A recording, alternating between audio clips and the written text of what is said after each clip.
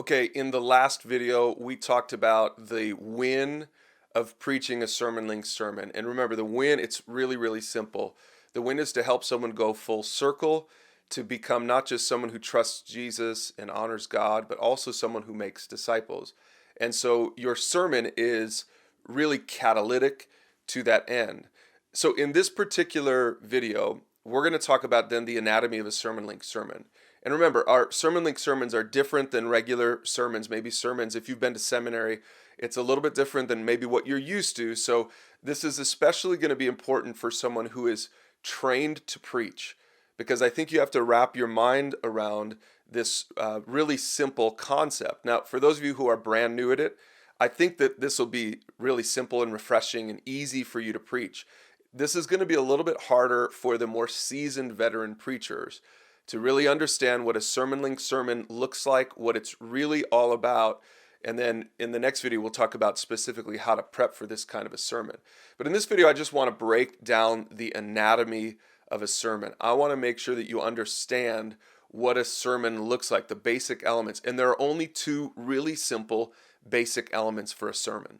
The skeleton for the sermon is the Sermonlink talking points that you can find online. So here are the talking points. When I write a sermon, and I don't write all of our sermons, our teaching team does, other pastors do, but the sermons that I write, I always start with talking points. Now, usually these talking points end up becoming the headings in the Sermonlink article. But the talking points, it might be 3, it might be 5, however many it is. It starts with just a brief understanding of where I'm going in the sermon, and then the main points that I'm trying to hit, and then I usually like to think about the close of the sermon as well. Now, this can all happen in just, half of a sheet of paper for me, but it's important for me to get the talking points in mind, kind of the sermon outline in mind. Because as someone said, Dr. Howard Hendricks, he said, if there's mist in the pulpit, then there's going to be fog in the pew. So if you don't understand with simple clarity what this message is all about, and that's what those talking points are for. If you don't understand with simple clarity what the message is all about, then there's no way that the people in the pew are going to understand what the message is about. Does that make sense? If you don't have simple, what I call talking point clarity, so that you see the trajectory of the message in a way that just a regular person can understand. Jesus came to fishermen, not Pharisees. So if your talking points are good for Pharisees, then you're not thinking about it simply enough. Your talking points have got to be for fishermen, right? And so these talking points, get them clear in your mind, and those are found in the Sermonlink article. Again, usually it's just pretty clear to see in the structure of that article because it's in the headings of the article. Now, you'll also know in the article, we're very careful about the related topics that we pick. And the reason we do this is because we know that when someone comes to listen to a Sermonlink message, they've got either the digital version of it on their phone or they have the printout version of it if you do that at your church. But we want to make sure that we are not giving the preachers more content than we're giving the small group leaders and the parents and the individual mentors. So everything that's in that little 2-page article, it's a pretty compact little article, and those are the talking points. But all of the related content in there, all of that helps to sort of bolster the talking points. All of that is intended to help not just you as a preacher to understand where this message is going, but even more importantly, to make sure that parents and small group leaders and individual mentors understand where it's going, and to make sure that they're equipped with the tools to help someone else discover that truth. So preachers, you're preaching the basic skeleton of those talking points. Don't forget that. You're preaching the basic skeleton of those talking points, and you're doing it in a way that the people that are listening can go share that same truth with someone in their world. So then the flesh of the sermon is the teacher's explanations and stories. So let me make sure you understand what we're talking about, because there are only two parts in the anatomy of a Sermonlink sermon. It's the article, the talking points, that the basic skeleton and outline for the flow of the sermon.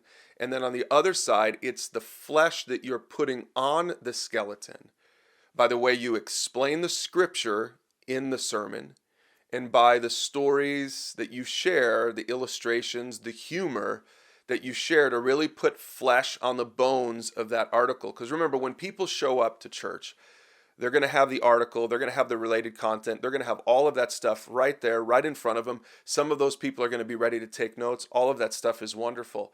And all you're doing is you're trying to put some flesh on the bones of that basic article that they have so that when they go home, they're equipped. They saw how you fleshed out that stuff, and now they can go home. When they help someone else in their world, they can flesh out that as well. You're trying to minimize the distance between pulpit and pew. The last thing you want is for people to come and say, man, Pastor, you are so fantastic. You are so incredible. There is no way that I could possibly preach like you. There is no way that I could possibly do ministry like you. If you've got people saying that, you've blown it already, no offense. But if you've got people talking like that, then what you've done is you've made them think, well, here, I'm the pastor, I'll do the ministry. You just listen. You just come and listen. Well, that's not the win. Go back to the last lesson. The win is to help them to go full circle. It's not to let them watch you go full circle. The win is to empower them to go and share that. So if you share it in a way that's so simple, you use the skeleton of the outline in the article, and then you just use your own stories and the way you explain the scripture just so simply, and you use those two things together, they go away thinking, man, that was so easy. I think I could help my neighbor understand this. I think I can help my kids understand this. Because the way he did it was so easy and so reproducible. Pastors, leaders, lay preachers, your job is to use your gifts. I hope that you're gifted at speaking in front of a crowd. That's a wonderful thing if you are. If you have charisma, if you have the it factor, if you have some energy, that's wonderful because you should use that to inspire people and to empower people to go take what you've talked about and talk about it with someone in their own world so that they can mentor someone else, so that they can share the truth in love after having watched you share the truth in a crowd. So again, I encourage you to use the questions below. Talk about this with your teaching team, talk about it with a pastor, talk about it with a mentor. Make sure you understand the simple anatomy of a Sermonlink sermon. And then in the next lesson, in the last lesson of this 3-lesson teacher training series, we're going to give you just 5 really simple steps for prepping a Sermonlink sermon. So we'll see you in the next lesson.